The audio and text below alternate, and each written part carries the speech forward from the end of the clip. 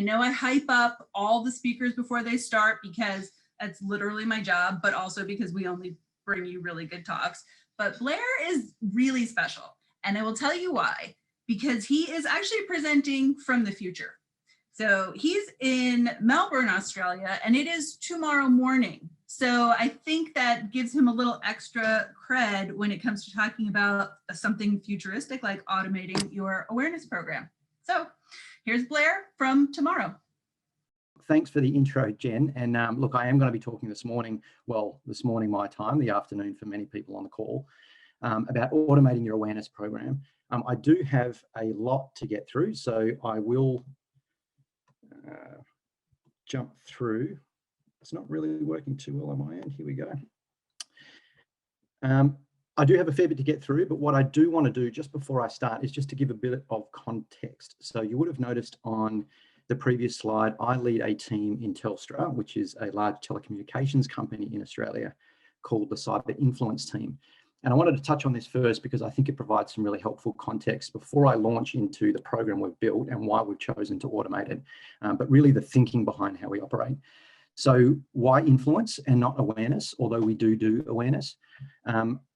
Really, we're focusing on what we're trying to achieve. So our purpose in the company, like many of you here, would be the same. It's to influence behaviours and decision-making, not necessarily just raise awareness. Raising awareness may or may not change behaviours. We really try to get back to basics and around the purpose of what we're there to do, which is to drive behaviour change.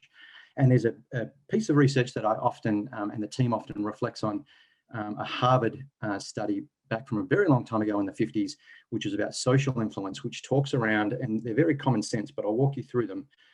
3 real kind of drivers to influence behaviours.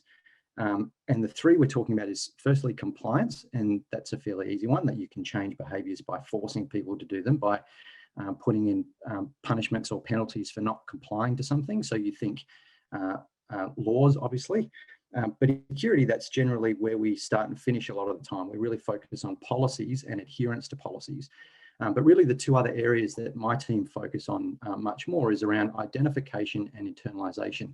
And what they mean is identification is the idea or the concept that people will be more inclined to be influenced by those they identify with.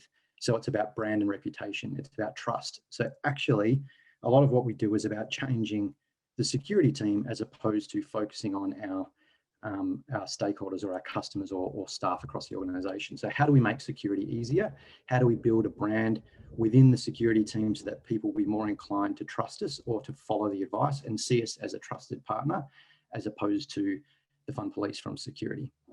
And the third concept, again, should be fairly common sense, is internalization, which is the idea that if people have internalized the message and internalized your values and they become their own, they'll do something because they believe it's the right thing to do. They'll be self-motivated as opposed to doing it because they've been asked to or because they've been told to. So really that thinking is fairly straightforward, but I wanted to highlight that because it kind of gives a little bit of context in terms of the program and why we've structured our program the way we have. And it's not just about pushing out awareness materials. So I will jump forward, and one quick disclaimer before I get onto it is that I'll be talking specifically, well, not specifically, but largely around our cybersecurity evangelist program. And what that is just Telstra's version of a champions program. I also can't take a lot of personal credit for everything in here. This is very much a team effort. I'm lucky to work in a really fantastic team with a lot of talented people who have been able to build what we have now. So our evangelist program, and most on the call will have a similar program or a champions program, is a little bit different in that a lot of the times, and it gets back to why I wanted to highlight those 3 pillars, a lot of the time organizations will build a champions program, but it's mostly about what can our champions do for us. We wanted to turn that around a little bit and say, well, we'll get the behaviors that we want if we actually make the program rewarding for those in the program. So the concept behind it is, yes, we do push out things and we hope that our evangelists will share that information. They definitely act as ambassadors. But really, we also wanted to offer them kind of services as well. So we have almost a shopping cart system where they can add to basket, proceed to checkout, and they can order things like targeted phishing drills. There's a few pre-canned scenarios that they can add to their basket. We'll run the drill for them, share the results, but it makes it much more fun and interactive, and they're driving the activity rather than us asking them to do things for us. Also tailored briefings, that works in our benefit also. So inviting us to their team meetings to provide presentations, but they're requesting those meetings. We also have SOC ride-alongs, so they can spend a day in our SOC with some of the analysts, seeing some of the threats in real time. Moves the understanding of cybersecurity away from being just a purely academic one to a much more practical one. So rather than us telling people to do something because we said so, they start to get an understanding that these things, they're not theoretical, but they're things that we're experiencing on a daily basis. We also run brand bag sessions or monthly information sessions. We also run like a monthly debrief, I guess you would call it, which provides a bit of candid information about the threats that we're seeing in the incident. So we are quite candid in the information that we share with the community, because we do want them to be part of the family. So we do provide a lot of incident information to the evangelists too. So that's just a little bit of background around the program. And now on to the fun stuff. So I think, as I mentioned before, this won't be new to people in terms of the concept of a champions program.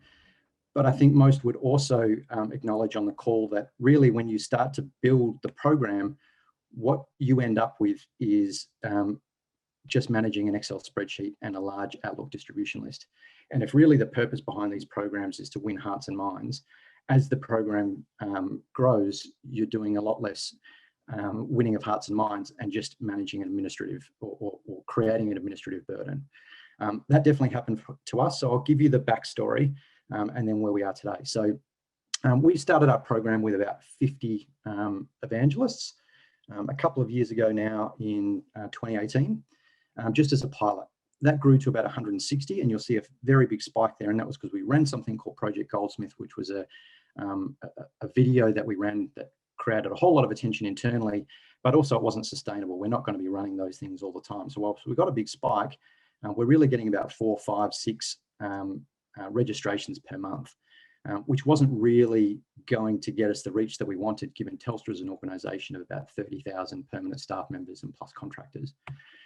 And it's also global. So what we really then sort of started to look at is, well, how do we scale? So we wanted to set a target for ourselves within the next 6 months to grow to 250.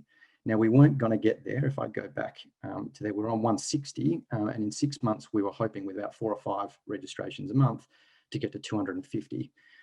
What we also wanted, so what we did then is we pulled everything back centrally into a central kind of SharePoint hub. We had things disparate and everywhere.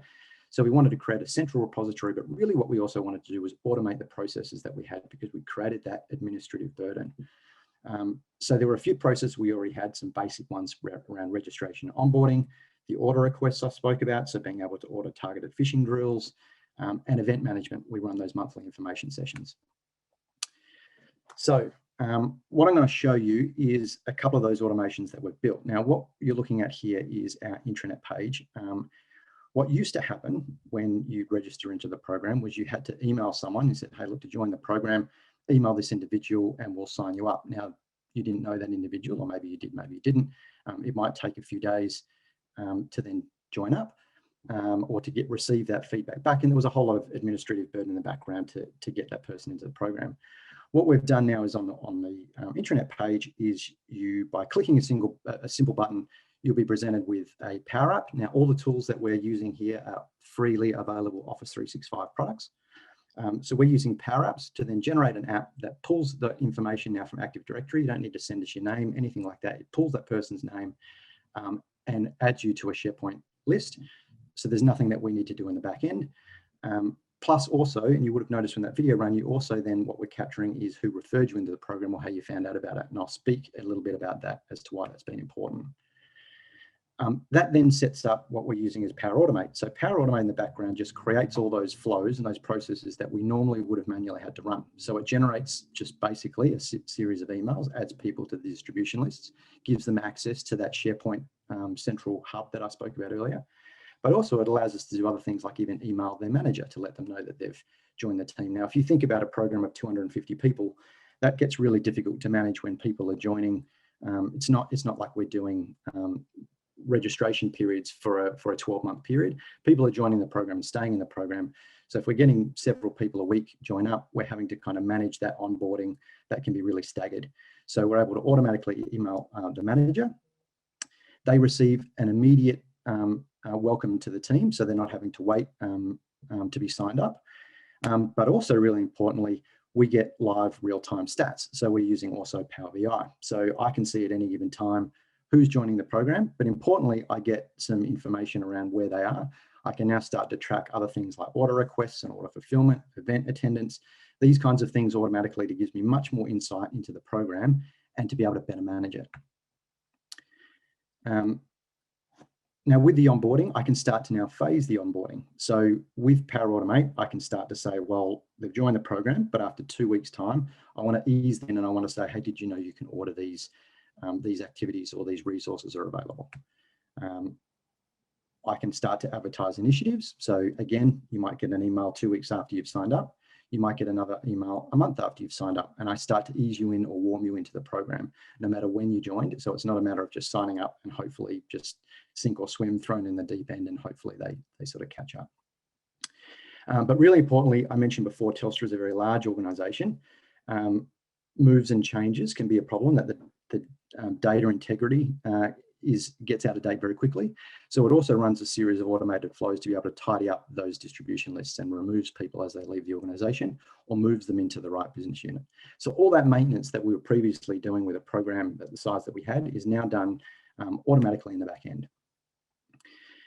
This is the order request. So I mentioned about ordering requests and adding to basket and proceeding to checkout. So this is the order form. You'll be able to order a team briefing. Importantly, I then ensure that I get the information I need to be able to understand what the briefing is and who would be an appropriate person to provide that briefing. So they can start to add information around who's going to be in the team, when it's going to be, any particular topics or themes that they'd like us to cover. That then triggers a series of workflows. So the order is submitted. Importantly, then that generates an email for me. Well, sorry, firstly, before I receive, the user receives an instant notification. So it's a better user experience. It's not like they're requesting something and they may have to wait a period of time to know that it's been received. It then gets sent to approval. So it generates an email to me. I understand who's requested it, what the team is, what topics they might be interested in. I can then allocate or assign someone to provide that briefing just with a click of a button. Tasks are then created in Planner. So as we're starting to do more of those things, again, we're just using simple Microsoft products. As we're running more and more of these briefings, it starts to get a little bit difficult for the team to remember what we need to do and when, and you're running now a much more complex program. That also triggers a series of confirmations, but also reminder notices. So 1 week before the presentation, the presenter gets an email to say, are you ready for it? Calendar invites have been sent. All those kinds of things that would have been an admin task are now taken care of. And we've built these over time. So we started with some of the basic processes that we already had in place that were manual and looked at how could we automate them. And as we've built them, then we've added new elements to it. So we can start to have which was a much more, started off as being a very basic process because that's all we could handle administratively, which now does much more, like sending those reminder notices, for example, which we may or may have forgotten to do previously. And then the user also receives points, so the person who requested it, and I'll get to points in a second because we're now able to start looking at incentivizing some of the things that we want to do also. But really, it's all well and good to say that it's removed the administrative burden from the program, but really the benefit for us is it's also driven a huge spike in registration. So it's enabled us to scale the program, and you'll see that first circle there on the chart on the right was where I mentioned about Project Goldsmith and the video series we ran. The second spike is when we took our hands off the wheel. So as soon as we're able to automate that process, we've removed those barriers to entry that it used to be having to email someone that you didn't know, request admission to the program. We were also limited by the amount of people we could register at any given time. By automating all of that, we saw a huge spike in enrollments. So we're able to scale the program. I also mentioned we're able to optimize, so looking at how do we improve the process we had. So now we could only handle a very simple manual process. Now we're able to create a little bit more complicated automated process. But now we start to look at how do we then enhance the program. So I've now managed to free up all that spare time within the team where we were running a very admin heavy program. What do we do with that time? We look at how do we invest it back into the program. I spoke about this earlier, to make it as valuable as possible for the people in it, to ensure that it sort of almost drives itself. So where are we now? We're now at around over 700 representatives from all Australian states and territories, and that's 9 countries. That has grown organically. So because we've been able to automate, the program has just grown without us needing to advertise it. You look on the right-hand side there, and I mentioned before about referrals and asking about how people, when they register, capturing how they found out about the program, because we want to know the effectiveness of our channels or our recruitment channels. Is word of mouth is now by far the most, I guess, popular or effective channel to recruit people into the program, which means that's a measure of success, to mean that the people in the program find it valuable enough that they're now recommending the program to their peers. And you can start to see that now in the feedback that we're getting from the evangelists themselves. So we survey them regularly to make sure how are we tracking, and we're always looking to modify and adapt the program based on the feedback of those within it. So I put these here not to give us a pat on the back, but it shows, I guess, that we've built a program that now we can focus on improving the content within the program, rather than just spend all our time administering it. So not only have we grown it, we've also increased the engagement. So not only are there more people in the program, but the activity in the program, so that members are there's not just more of them, but they're also more active members. So it's a larger program and a healthier program, because we can spend more time now engaging with the people in the community rather than just managing the program in the background. So in terms of what next, I mentioned earlier about incentivization. So points. If we're automating all those processes, now we can start to say in those SharePoint lists in the background, how do we allocate points when people have, or when those automations run? So if someone orders a fishing drill, if someone orders a team briefing, if someone attends a ride along at the SOC, if someone refers a member, if someone downloads our digital assets, whatever that might be, if we're running automated processes, I can now allocate points to the individuals that triggered them. By doing that, I can then create almost a rewards, a loyalty program. So as you're doing those, you receive automated emails allocating points to your profile. And when you reach a certain threshold, now you become what we call a super evangelist. So we sort of say, how do we actually recognize all the great work that's being done? So we've got a really big community, but we want to also acknowledge the more active members of the community, I guess. So we can now capture those points, record them, and we post them into the portal. So now that it's kind of become like an honor board. Again, not a lot of manual work involved in this. It's all triggered in the background, and captures it and promotes and pushes the points into SharePoint. I mentioned something also about digital assets. So I've spent most of the session talking about our champions or evangelist program. We also do email signature block banners, for example, that we might have, and how do we normally send those out to individuals? So we thought, why don't we add that shopping list? So we've created, again, Power Apps in SharePoint. It pulls the user details from Active Directory. They can request what banner they like. It puts the signature block based on where they sit in the organization and emails it directly to the individual. So it's no touch for us, and it makes it much more interactive for the end user. Now, when we're talking about the Super Evangelist program, we can introduce badging as well. So once they've reached that threshold, when they're ordering those resources, they might get that, you'll see the badge, it's a little bit small, apologies, unless you've got a larger screen. But you'll get a Super Evangelist badge in the signature block also. Again, no administrative overhead for the team.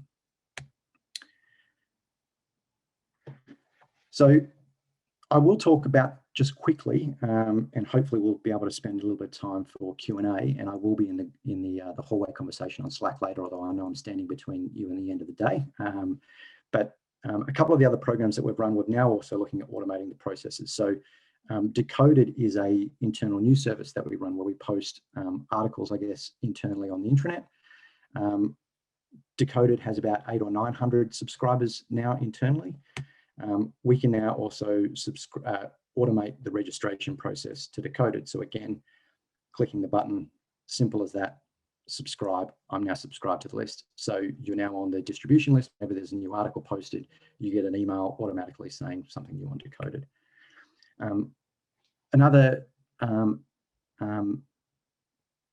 Another resource that we've pulled together is called, I'll give you a little bit of background, is called our Lazy Person's Guide to Not Getting Hacked. So one of the individuals in the team, Ali Coyne, has developed a really awesome guide, which is a three-stage process around protecting your online identity, and looking at what are the basic measures or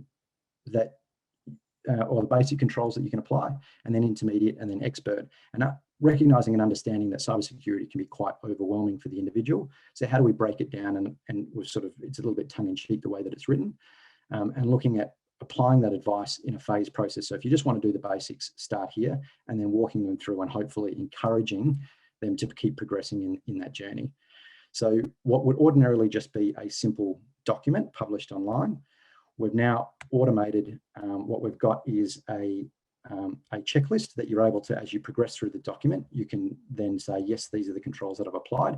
And once you've applied all those controls, you get your cyber license automatically emailed to you, to your inbox.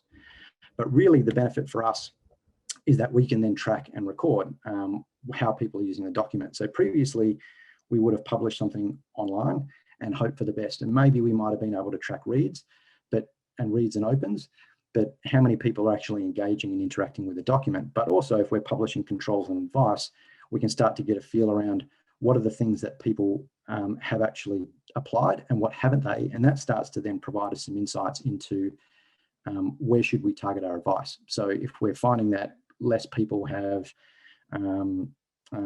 apply updates or software updates regularly, then maybe that's something we want to focus some more effort in terms of why that is. So one of those examples might have been using a password manager. So someone else in the team has then developed a how-to guide or a series of videos, I should say, to walk people through setting up a password manager, because it was clearly something that our staff were finding more difficult. So that automation has now not just provided us reduce the admin overhead, but it's also provided us insights that we didn't previously have. And I will leave it there, and hopefully we've got some questions that have come through.